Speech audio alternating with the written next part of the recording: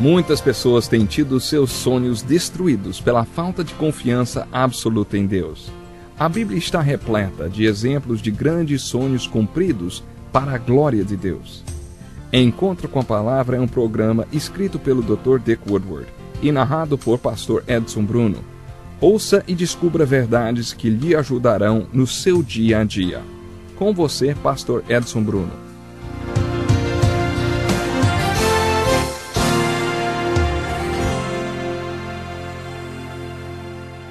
Olá, estamos de volta para mais um Encontro com a Palavra, um estudo da Santa Palavra de Deus.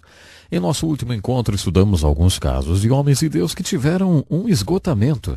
Vimos o exemplo de Moisés no livro de Números e há tantos outros cujas histórias estão nos livros do Velho Testamento. Homens que chegaram ao ponto de desejar que Deus lhes tirasse a vida. Tiramos uma lição para a nossa vida com o livro de Números e com o exemplo de outras pessoas da Bíblia que tiveram um esgotamento nervoso. É isso mesmo. Quando homens de Deus sentem-se esgotados, oram pedindo o que não devem. Por exemplo, que Deus lhes tire a vida. Mas porque eles têm um coração correto diante de Deus, Deus lhes dá uma resposta correta. No capítulo 8 do livro de Romanos, o apóstolo Paulo registrou um texto muito profundo. Ele disse que não oramos o suficiente porque não conhecemos a vontade de Deus.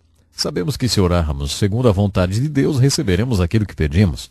Mas o problema é que na maioria das vezes não fazemos a mínima ideia de qual seja a vontade do nosso Deus. Por isso não oramos. Em Romanos capítulo 8, versos 26 a 28, Paulo afirma que devemos orar mesmo que oremos errado. Se você orar errado, mas o seu coração estiver correto diante de Deus, o Espírito Santo que habita em você e conhece a vontade de Deus, intercederá por você, de acordo com a vontade de Deus. Em outras palavras, se você orar errado e seu coração estiver correto diante de Deus, Deus dará a você o que é certo, mesmo que você não saiba o que é e como orar. Parece que funciona assim. Se o seu coração está correto diante de Deus, não tem como você não ser respondido. Mesmo que você diga, Deus me mate, estou deprimido, quero deitar e morrer. Deus não vai matar você, mas vai dar aquilo que você realmente precisa. No caso de Moisés, ele deu 70 homens para o ajudarem. Deus respondeu mais ou menos assim. Você acha que você tem que fazer tudo sozinho? Olha, Moisés, isso é um trabalho em equipe. Você precisa convocar mais pessoas do povo para ajudá-lo. Arrume 70 homens e traga-os ao tabernáculo. Eu porei neles o mesmo Espírito que está em você. Isso não quer dizer que Deus tirou a liderança de Moisés. Significa que Deus dividiu a responsabilidade da liderança. Ele ordenou que Moisés repartisse essa responsabilidade com outras pessoas. Ele ungiu 70 homens. O sogro de Moisés já tinha sugerido que ele fizesse isso lá no capítulo 18 de Êxodo. Aparentemente, Moisés implementou a ideia quando Deus mostrou que isso era a ideia dele e não do seu sogro, que não pertencia ao povo escolhido de Deus. Elias, você lembra? Orou falando que queria morrer. Deus respondeu, Elias, você anda negligenciando a manutenção do seu templo, o seu corpo. Agora, deite-se aqui e durma um pouquinho. Então Deus fez cair um profundo sono sobre Elias e quando estava no meio do sono, Deus o despertou e disse, coma alguma coisa agora. A comida tinha sido providenciada sobrenaturalmente e Elias comeu. Depois Deus disse, agora volte a dormir um pouco mais. As Escrituras dizem que quando Elias acordou do seu segundo sono, a energia que Elias ganhou com aquela carne durou 40 dias. Será que você, líder, não está precisando dormir um pouquinho mais? Olha, pense nisso, viu? Bom, se você ler todo o esforço físico que Elias fez quando desafiou os profetas de Baal, perceberá que ele estava esgotado fisicamente.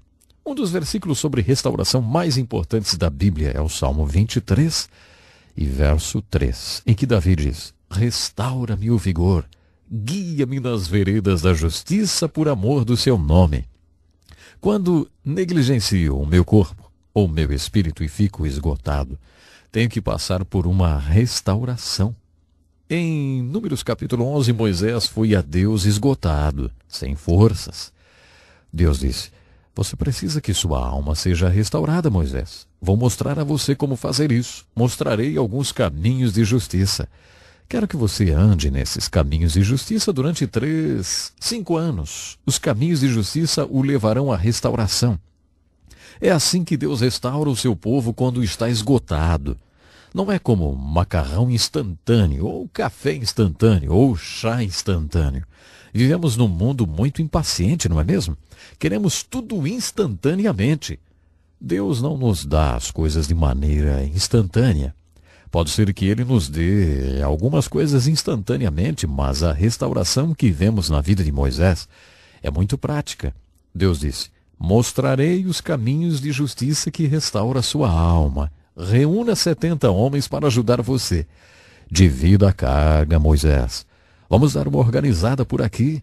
Vamos nomear algumas pessoas e delegar tarefas a elas. Tão prático como a receita que ele deu a Elias. O que chama minha atenção é pensar que um homem tão importante quanto Moisés também pecava e chegava ao seu limite. Chegava ao seu limite, isso mesmo. Sabe que isso me consola até? Eu não sei quanto a você, mas consola-me quando vejo essas características tão humanas nos personagens da Bíblia. Faz-me bem ver que eram seres humanos comuns como eu.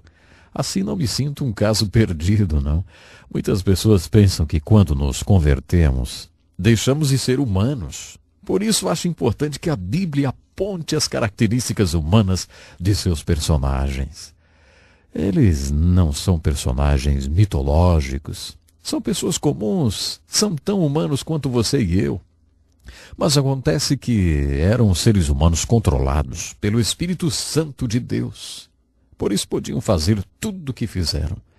Gostaria de chamar a atenção para uma outra coisa no livro de Números. No capítulo 22 lemos a história da jumenta de um profeta. Você lembra? Deus queria fazer algo naquela ocasião, mas não encontrava um homem que o enxergasse, ouvisse e fizesse aquilo que ele queria. Deus tinha uma mensagem para dar e não encontrava um homem que falasse por ele. Sendo assim, Deus encontrou um burro que o enxergava e foi através dele que Deus falou. Lembram? Através da jumenta de Balaão. Quando eu estava fazendo o seminário, tive sérios problemas teológicos. Eu tinha uma questão martelando a minha cabeça e tinha dúvidas quanto à inspiração das Escrituras. Um dos meus maiores problemas era essa história de Números 22. Por alguma razão eu fiquei fixado nessa história. Perguntei aos meus professores super conservadores: escuta, eu tenho que crer que Deus falou através de um burro para ser salvo? Eu não sei por que a fixação nessa pergunta, mas eles ficaram realmente preocupados comigo e começaram a fazer reuniões de oração, porque eu tinha feito aquela pergunta. Você é salvo por causa da sua visão a respeito da inspiração da Bíblia ou porque crê no Evangelho de Jesus Cristo? Bom, na verdade essa era a minha pergunta, mas eu me fixei na questão do burrinho. Para mim era difícil acreditar que Deus tivesse falado através de um burro. Você já viu um jumento? Já ouviu o barulho que ele faz?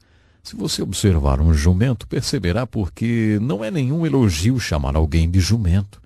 O fato de Deus ter falado através de um jumento desafiava muito a minha fé.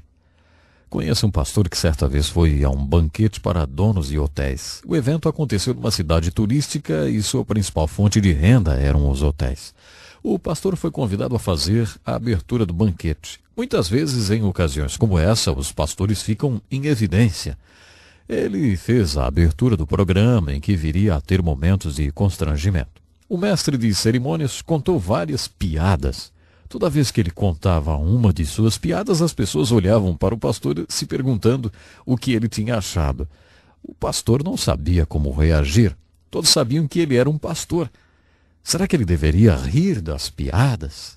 Ele não estava confortável com aquela situação. Será que ele deveria demonstrar que não estava gostando daquela história? Como é que ele deveria reagir, hein? Foi então que lhe veio esse pensamento. Como Jesus reagiria? Através das Escrituras, ele sabia que Jesus gostava de reuniões como aquela. Jesus participou de banquetes com publicanos e pecadores. Ele não era contra festas. contra reuniões e festivais. Ele ia nesse tipo de evento.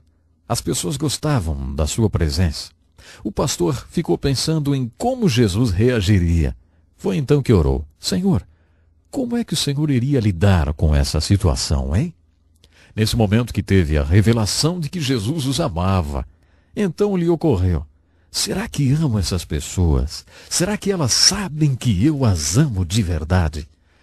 Ele estava sentado em frente ao prefeito da cidade. O prefeito tinha problemas com bebida e já estava bêbado quando eles começaram a conversar. O prefeito estava muito bêbado. Mais uma vez o pastor pensou: será que eu o amo? Será que ele sabe que eu o amo?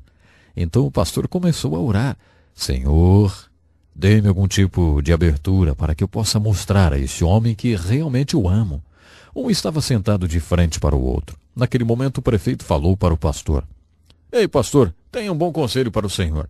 Quando entrei para a política, alguém me disse: não chame as pessoas pelo que você vê nelas, mas pelo que elas realmente são. O pastor respondeu: Prefeito, muito obrigado pelo seu conselho. Na verdade, acho que ele é tão bom que farei um sermão sobre ele. Não chame as pessoas pelo que você vê nelas, mas pelo que elas realmente são. O prefeito respondeu: se você fizer um sermão baseado nesse conselho, eu vou à sua igreja para lhe ouvir. É só dizer para minha secretária quando será e eu estarei lá. O pastor ficou impressionado com o que tinha ouvido.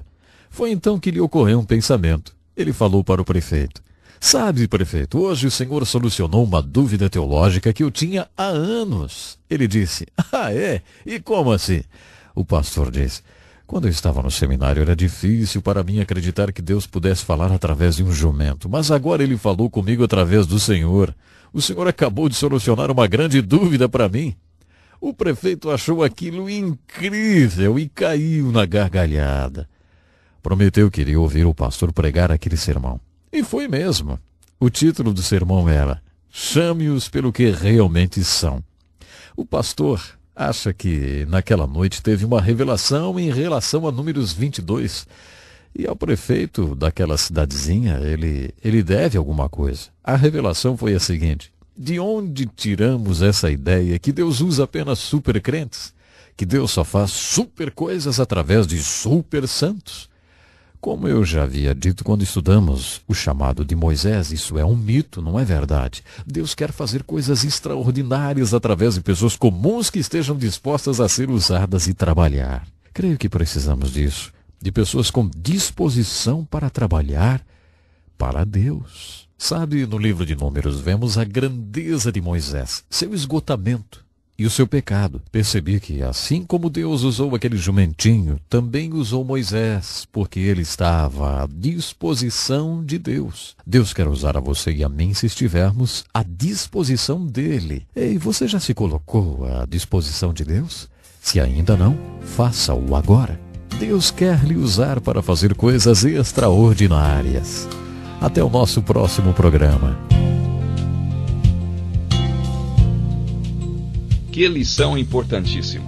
Obrigado, pastor Edson Bruno. Prezado ouvinte, coloque em prática o que você ouviu aqui. Sem dúvida, sua vida será grandemente abençoada. Este é um estudo escrito pelo Dr. Dick Woodward, na voz do pastor Edson Bruno. Escreva-nos e solicite o material. Nosso endereço é Encontro com a Palavra, Caixa Postal 2011, CEP 89201-970, Joinville, Santa Catarina. Até o nosso próximo encontro com a Palavra.